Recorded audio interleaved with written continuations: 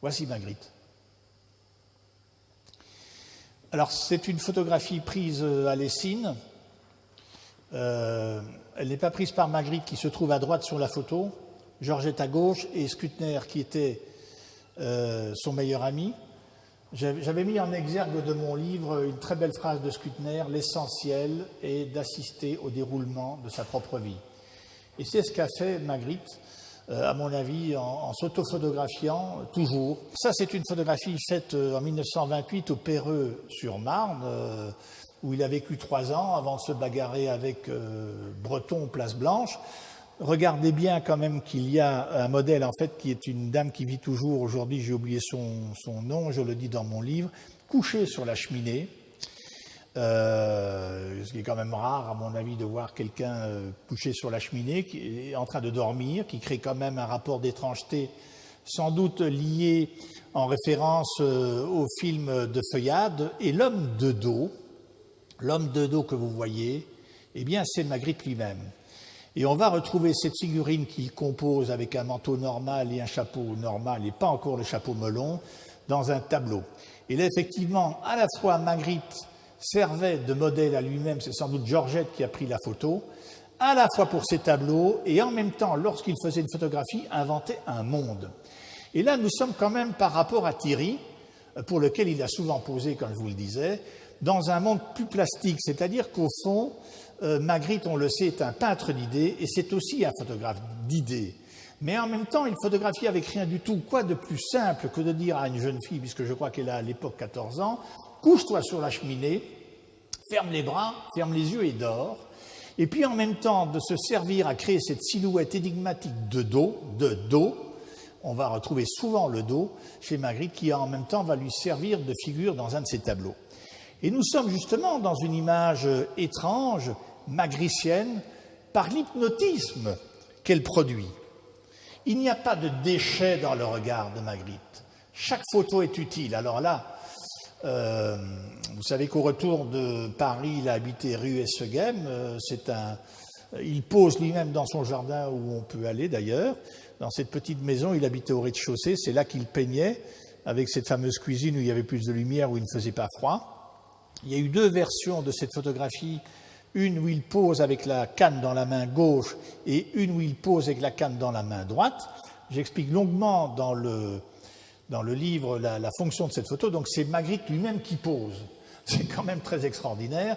Il a donné du tableau, donc il va produire ensuite plusieurs versions à la fois à l'huile et par gouache.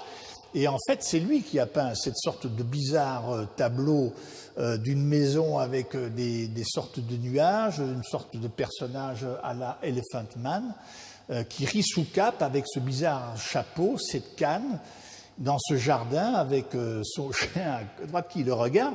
Et c'est Magritte qui pose, qui sert de modèle à lui-même et qui se met en scène.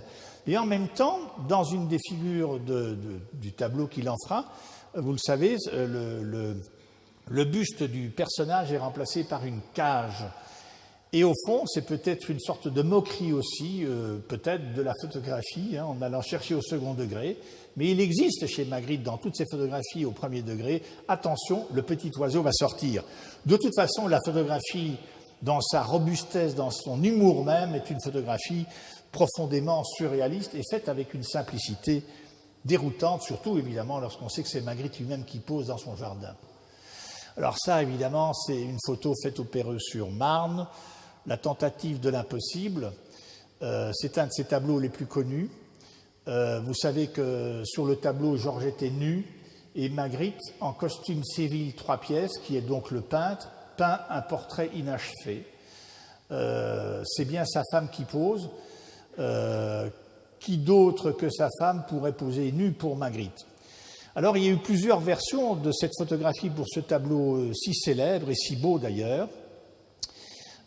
Une d'ailleurs où Magritte, avec les attributs du peintre qu'il avait toujours dès le départ, c'est-à-dire la palette que vous voyez, le pinceau et le chevalet, pose à côté du tableau de profil dans son costume. Il y a eu ensuite, ou plus tard, une solarisation, et celle-ci est la plus extraordinaire, puisqu'elle est prise au Perreux-sur-Marne. Alors là, Georgette pose nu en maillot de bain pour Magritte. Magritte lui-même, étant sans doute pris par la sœur de Georgette, qui s'appelait Léontine, pose en peintre qui va donc être représenté par lui-même peint sur la toile, avec les attributs signifiants que je vous ai dit.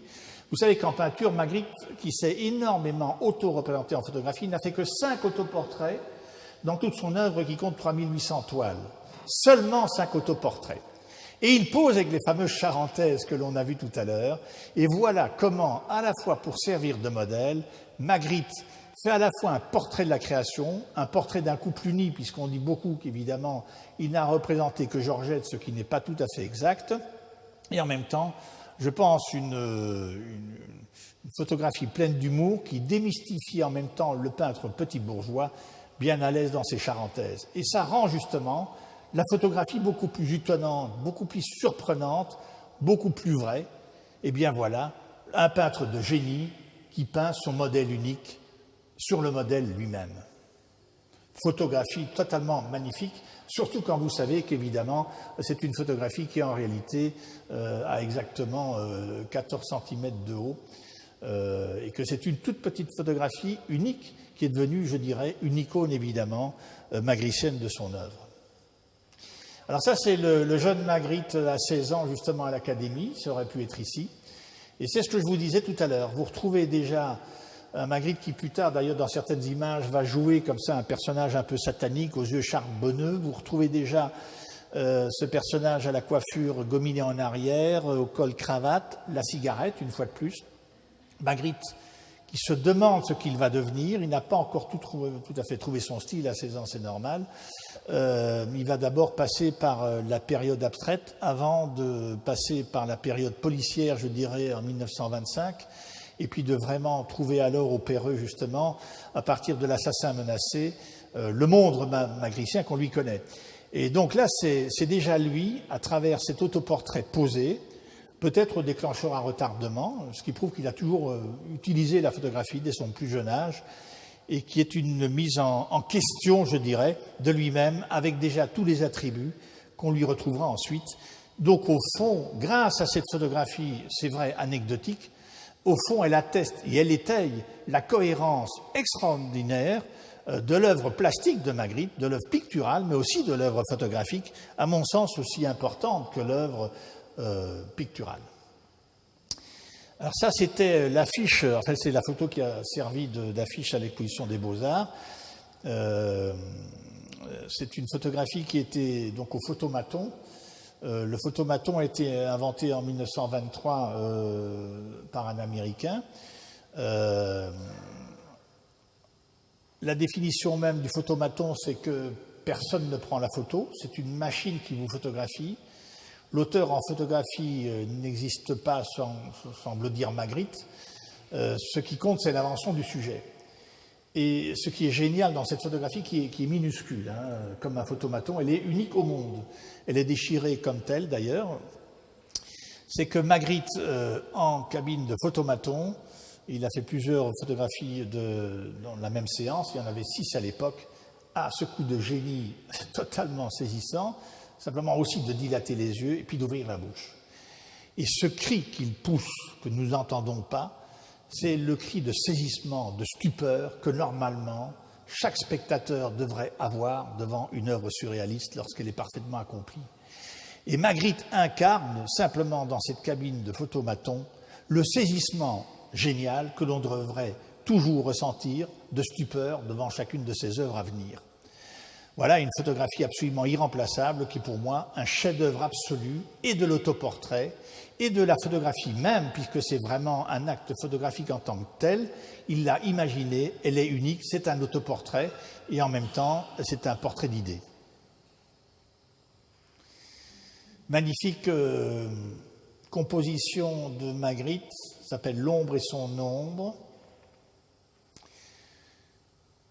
Alors, Magritte n'a pas appuyé sur le bouton, ça n'a aucune importance, mais il a vu l'image. Regardez l'alignement des yeux de Georgette et de lui-même, la manière dont les deux bouches se touchent, et vous voyez cette mise en abîme que l'on retrouve dans tellement de ces portraits peints, portrait passant à travers le portrait, la porte s'ouvrant, le paysage intérieur se trouvant à l'extérieur, la maison se trouvant dans le paysage extérieur, cet emboîtement, ce déboîtement des deux figures, et surtout la beauté magnifique de Georgette. Moi, j'ai pu exposer à l'époque une photographie prise le lendemain de leur nuit de noces, qui est une photo absolument sublime de Georgette, qui n'était pas très belle d'ailleurs comme femme, mais qui était magnifique, vue par René. Vous savez qu'elle était fille de boucher. Il y a beaucoup de bouchers d'ailleurs dans la famille de Magritte aussi. Et ce n'est pas une femme qui était très cultivée, elle ne comprenait pas grand-chose à ce que faisait Magritte, même si elle a beaucoup posé pour lui. Moi, je l'ai rencontrée à la fin de sa vie, Georgette. J'ai été chez eux, rue des Mimosas, mais sous l'œil de Magritte, sous l'œil de René, car là, c'est René, eh bien, Georgette est sublime, Georgette est splendide, Georgette est émouvante, Georgette est gracieuse, Georgette est belle. Et face à l'objectif intellectuel que crée Magritte, eh bien, il la rassure par la main. Regardez cette main à droite, n'aie pas peur, c'est moi qui te photographie, c'est ton mari, et je peux le dire, je t'aime.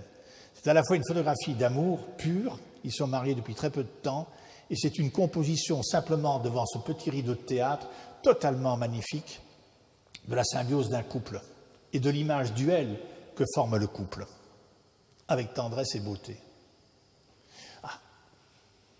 L'éminence grise, c'est Magritte lui-même. Alors ça y est, maintenant nous y sommes. Ça, c'est un des chefs-d'œuvre photographiques de Magritte. Je pense que ça a été pris à Coxyde. Magritte pose de dos. Normalement, face à l'objectif, on pose de face et les yeux ouverts.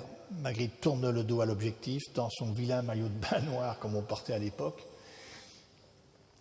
C'est une photo très subtile et très complexe, puisqu'au fond, tournant le dos, détournant son visage, il porte un livre accroché à la bretelle de son maillot et il dit, tournant le visage, vous me lirez à livre ouvert à travers le livre que je vous présente. En plus, il est tourné vers,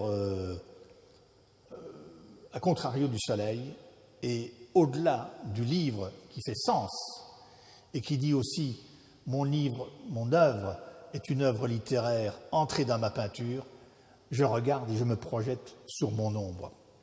Et il joue lui aussi, en tant que photographe, avec l'ombre exactement, comme Thierry l'a fait tout à l'heure.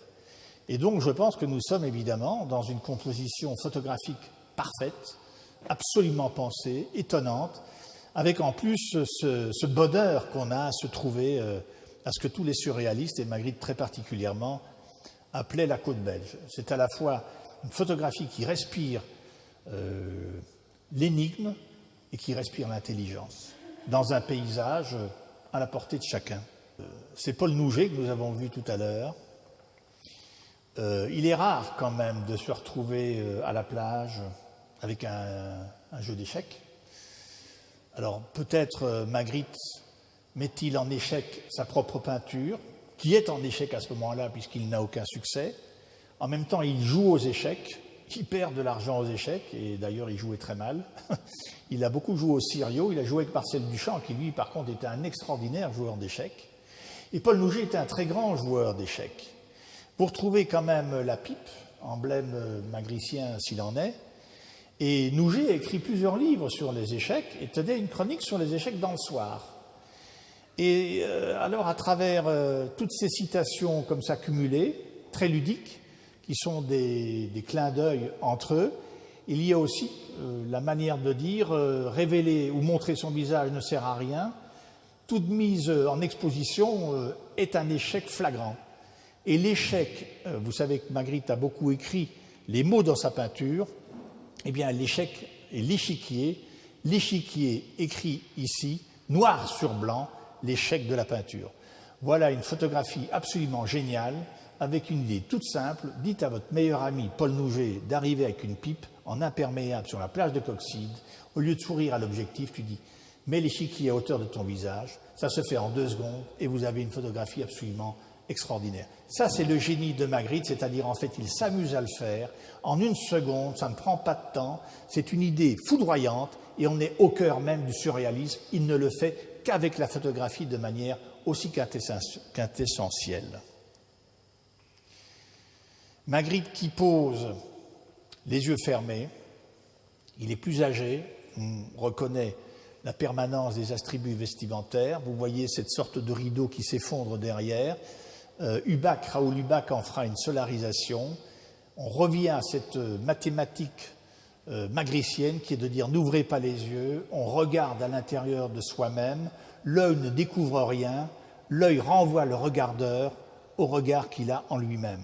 Nous sommes là au cœur même de la problématique magricienne, incarnée par le visage même de Magritte, qui le joue et qui met en abîme et qui déjoue le processus et la photographie elle-même. Encore, c'est cette image-là notamment qui va être solarisée. Donc c'est une récurrence obsessive. En même temps, on voit au fil du temps, on le voyait beaucoup dans l'exposition que j'avais faite, on voit le temps qui passe aussi sur le visage. On voit un Magritte qui vieillit par rapport au jeune homme qu'il fut. À la fin, Magritte est malade, il va mourir d'un cancer du pancréas. Et il y a une très belle photographie de Duane Michaels qui le photographie dans son canapé. Et Magritte, qui est malade et qui va mourir un an après, est endormi et fait la sieste. Et au seuil de la mort, là aussi, il ferme les yeux. Et Duane Michaels, sur cette image qu'il a tirée, a dit « Merci, monsieur Magritte, au fond, pour ce songe extraordinaire, pour ce voyage merveilleux dans le sommeil et dans l'imaginaire. Quelle œuvre de Magritte !» Magritte s'est battu toujours, toute sa vie, longuement contre le monde de l'art qui ne voulait pas le reconnaître, avec une obsession et une justesse parfaite que figure au sens propre la photographie. Voilà l'image dont je vous parlais tout à l'heure. Regardez ce regard décidé de ce jeune Magritte, c'est pris aussi au Perreux-sur-Marne. Vous repérez le costume, vous savez bien qu'à l'époque, en 28, les artistes posaient de manière excentrique. Philippe Soupeau, je ne sais pas si on le verra tout à l'heure, photographié par Trivier. À l'époque, Philippe Soupeau posait torse nu avec des bretelles, un pantalon. Pensez à la vêture de Picasso. Les artistes se distinguaient par leur fantaisie vestimentaire face à l'opérateur. Magritte, pas du tout. Il joue aux petits bourgeois, il joue déjà aux bourgeois. Et là, nous avons donc le tableau dont je vous parlais, la mise en regard, la mise en abîme, doublée de Georgette à la fois, de Magritte peintre, de Magritte le mari de Georgette, et du jeune Magritte jouant à être lui-même par rapport à la peinture, disant la photographie atteste la vérité de mon propos, et vous avez 2 fois le pinceau, vous avez 2 fois la palette, vous avez 2 fois le costume et vous avez 2 fois Magritte. Je ne sais pas qui a pris la photographie, mais il est évident que c'est une composition de Magritte. Et Magritte s'est servi de la photographie autant que de la peinture pour étayer son monde, l'un n'allant pas sans l'autre. Magritte est un très très grand, un immense, un irremplaçable photographe. Voilà pour moi une photographie qui n'est pas une photographie mineure, mais qui justement, en étant une sorte de photo-témoignage, est une très grande photographie, montre que la photographie est un art. La photographie montre l'art, la photographie est l'art lui-même.